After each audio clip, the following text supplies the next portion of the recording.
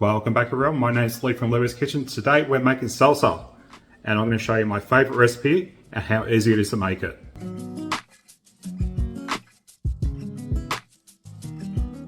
I'm going to core some of these tomatoes and then I'm going to slice them up as I have with the passata and roast them in the oven. And then once we take them out the oven, the skins will just fall straight off and then I can just chop them up a little bit in the food processor. So with a paring knife, I'm just going to go around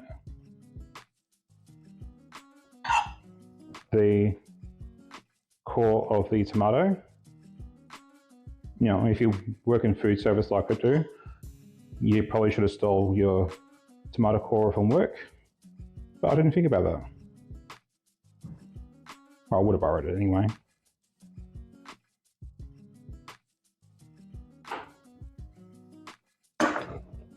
And then we're just going to slice them into quarters again and roast them like we have for the passata.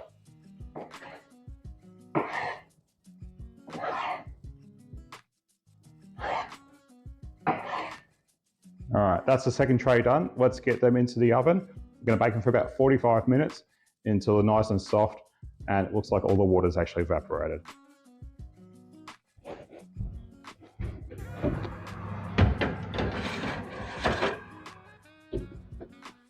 So I've just taken the tomatoes out of the oven for the salsa.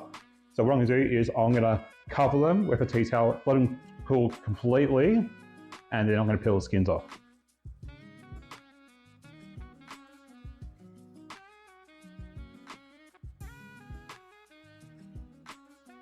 So now it's time to peel the skins off the tomatoes, and you can see just pulling off that skin, it comes off so easy. And while this does take a little while to do, it's not that hard. And then I'm just going to pulse it in my little food processor, just a little bit, just so it's all chopped up.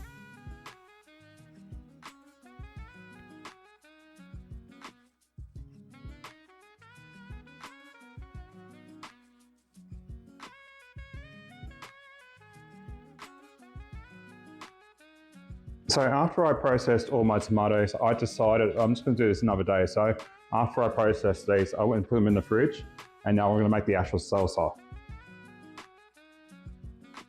So I'm going to be using a recipe from the National Center for Home Food Preservation, which is a US website.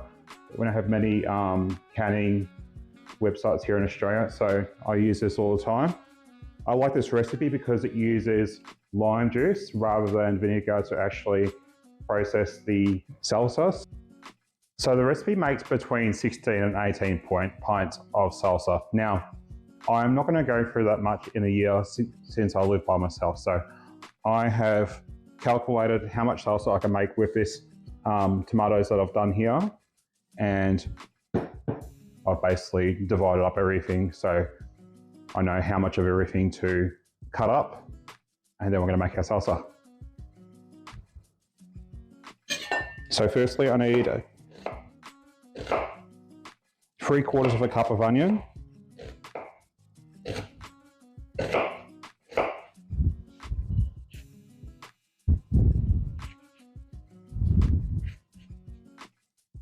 You could also do this all in the food processor if you want, but I've already washed my food processor, so I'm not going to bother.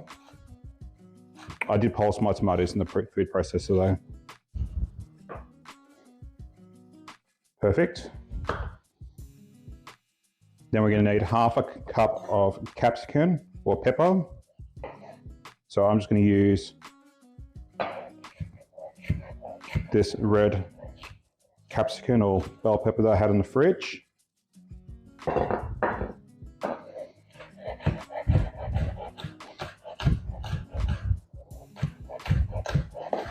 And we just want to chop up as finely as we can.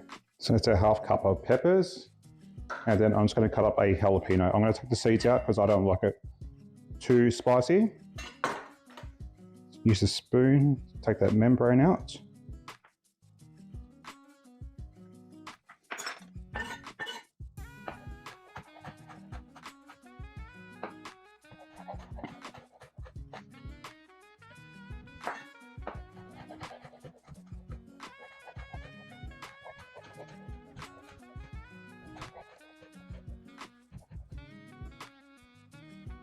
All right.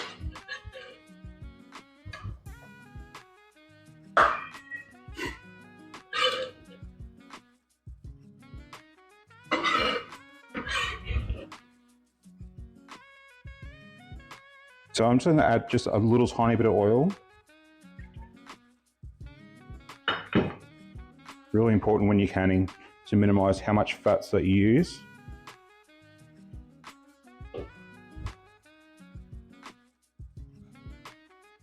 So I'm just going to fry off my onion and jalapeno.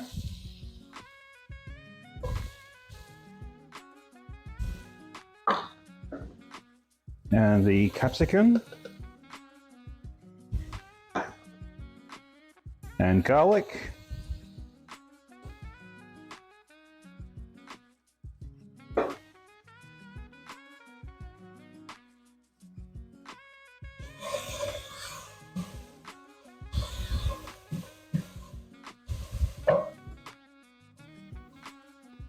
After they're fried off a little bit, we're going to add our tomatoes, and we're also going to add our lime juice and our salt and pepper.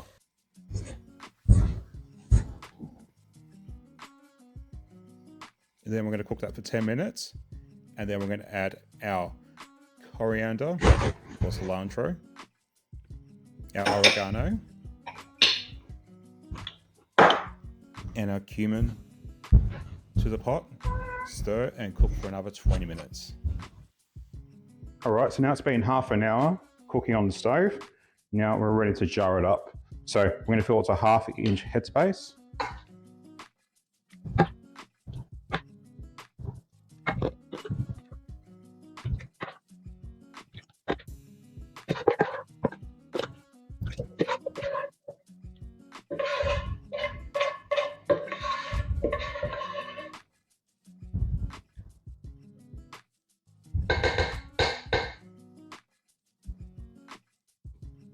Now, it unfortunately only made 3 full pints, and I'm completely fine with that. I've still got some left over from last year.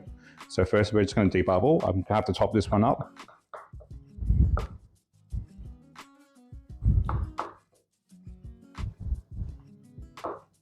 And I'm pretty sure I can take some out of these ones.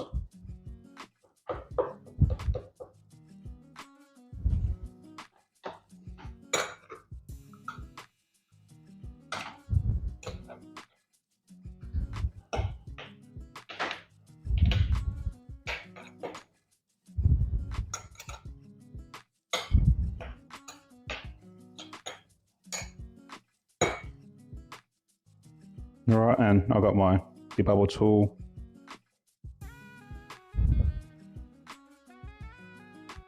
So I managed to scrape just enough out of that. Out of that pot to get the headspace. So now we're just going to go over with some vinegar, with a towel. Make sure it's nice and clean.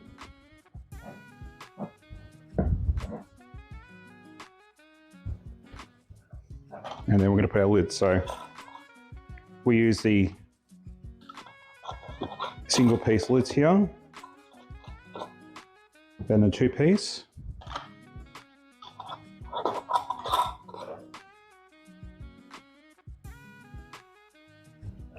And now we're going to put it into the canner. All right, and now we're going to get our jar lifters and just lift them into the canner.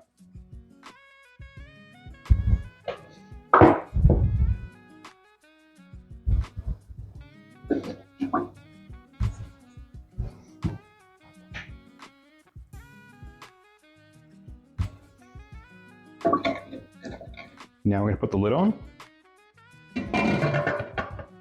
We're going to crank the heat up.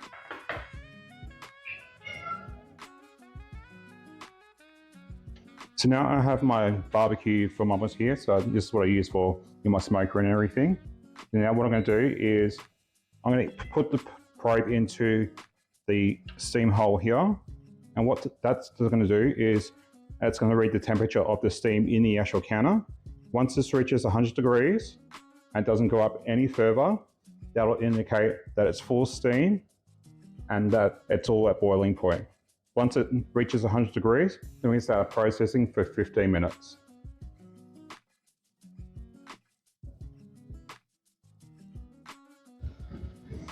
All right, so now it's 100 degrees. The temperature's not going up anymore. So now we can start processing for 15 minutes.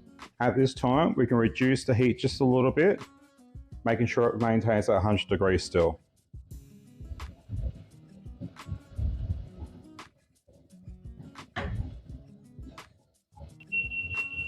All right, so the timer's just gone off. So now we're going to turn off the stove and let them sit in the can for about 5 minutes. So now they've been cooling in the can for 5 minutes. Now we're going to put them onto a chopping board and just sit them overnight and make sure the seals pop, and then we can store them away.